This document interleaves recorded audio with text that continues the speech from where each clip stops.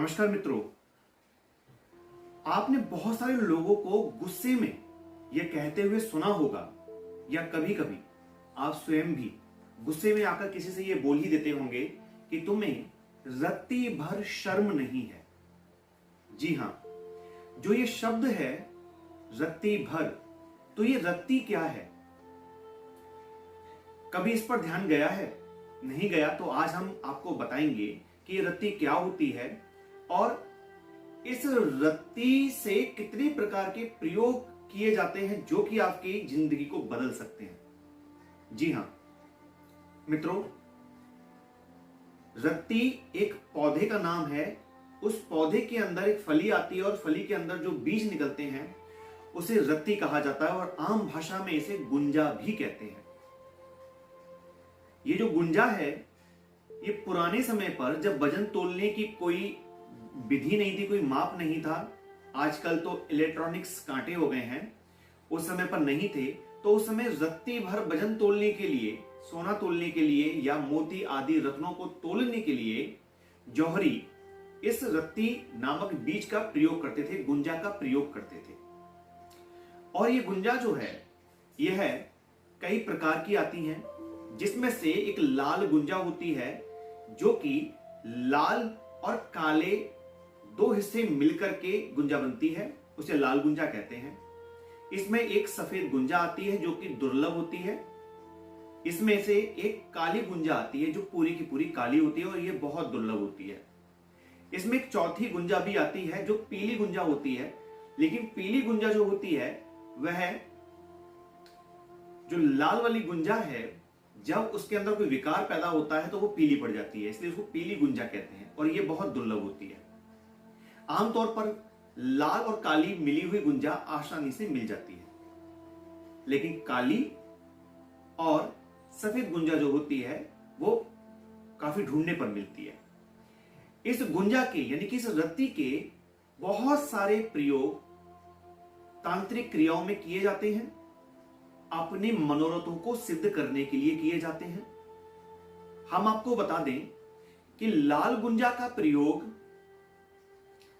तंत्र मंत्र में, पूजा पाठ में किया जाता है। इसके अलावा जो सफेद गुंजा होती है इसका प्रयोग आयुर्वेद में किया जाता है, दवाई बनाने के लिए किया जाता है। और काली जो गुंजा होती है उसका प्रयोग आयुर्वेद में नहीं किया जाता। इसी तरह से गुंजा के बहुत सारे प्रयोग हैं और हम यहां पर आपको एक ऐसा चमत्कारिक उपाय देंगे जिसको करने से आपके जीवन में यदि कोई कष्ट है तो वह इस प्रयोग से दूर हो सकता है। आपके जीवन में कोई कष्ट है उसे दूर करना तो परमात्मा के हाथ की बात है, लेकिन उपाय अवश्य करना चाहिए। क्या पता किस घड़ी परमात्मा किस उपाय को स्वीकार कर ले और आपके जीवन के कष्ट दूर हो जाए। तो एक प्रयोग हम बता रहे हैं, वैसे तो बहुत सारे प्रयोग हैं। यदि आप कमेंट करेंगे तो हम एक वीडियो बनाएंगे जिसमें गुंजा से संबंधित हम आपको बहुत सारे प्रयोग देंगे जो अलग अलग चीजों पे काम करेंगे। लेकिन यहां पर एक प्रयोग जो हमने निकाला है, जो हम करवाते भी हैं, वो हम आपको बता रहे हैं। यदि आपको पैसों की तंगी है या फिर आपके पास नौकरी या व्यवसाय नहीं है, यदि आपके विवाह होने में बाधा आ रही है, यदि कोई घर के अंदर रोगी है, उसका रोग ठीक नहीं हो रहा है, कोई शत्रु किसी के पीछे लगा हुआ है और बार बार उसे पीड़ा दे रहा है, मन में कोई अशांति या भय बना रहता है, इन तमाम चीजों के लिए आप इस प्रयोग को कर सकते हैं। प्रयोग क्या है? आपको 51 या फिर 108 इतने दानों की गुंजा की माला आपको लेनी है। गुंजा के जो बीज होते हैं बहुत हार्ड होते हैं, तो माला आसानी से नहीं बन पाती, इसलिए इसको जो माला बनाते हैं उनसे आपको संपर्क करना पड़ेगा, या फिर आप हमसे भी इसकी माला को प्राप्त कर सकते हैं। दोस्तों, आपको 51 या 108 मनकों की गुंजा की माला लेनी है और इस माला को आपको अष्टमी शुक्ल पक्ष की, जो उजाला पक्ष होता है, उस शुक्ल पक्ष की अष्टमी पर आपको इस गुंजा की माला को लेना है और इस गुंजा की माला को गंगा जल में धोकर आपको मां भगवती दुर्गा जी के मंदिर जाकर या अपने घर के अंदर ही बैठकर, अपने मंदिर में, जो घर का मंदिर है उसमें बैठकर मां भगवती दुर्गा का एक दीपक जलाना है देशी घी का, और दीपक जलाकर आपको ओम दुम दुर्गाय नमः, ओम दुम दुर्गाय नमः, इस मंत्र की आपको माला का जप करना है। उस गुंजा की माला से ही, उस गुंजा की माला से आपको इस मंत्र का जप करना है उस माला पर। और यह जो जाप करना है आपको, वह जाप आपको 11 माला का करना है। बहुत समय नहीं लगेगा। अगर 11 माला भी करते हैं तो आपको 15 मिनट लगेंगे। तो आपको 11 माला का जप कर लेना है 51 गुंजा की माला से या 108 गुंजा की माला से।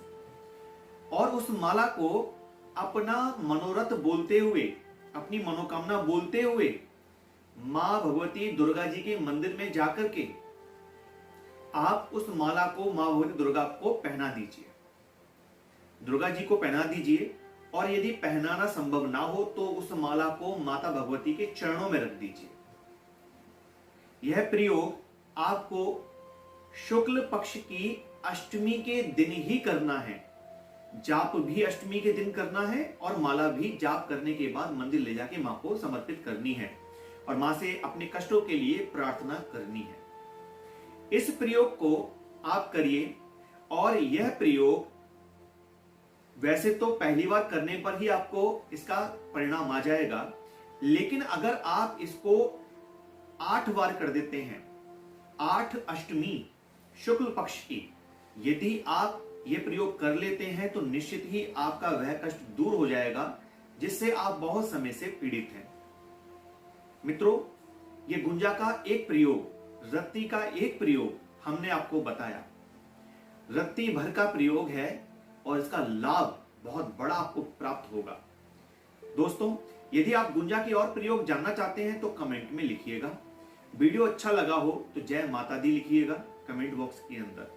और यदि चैनल पर नए आए हैं तो चैनल को सब्सक्राइब करके घंटी वाला बेल आइकन दबा दीजिएगा। मिलते हैं अगली वीडियो में नई जानकारी के साथ। तब तक ले विदा लेते हैं। नमस्कार।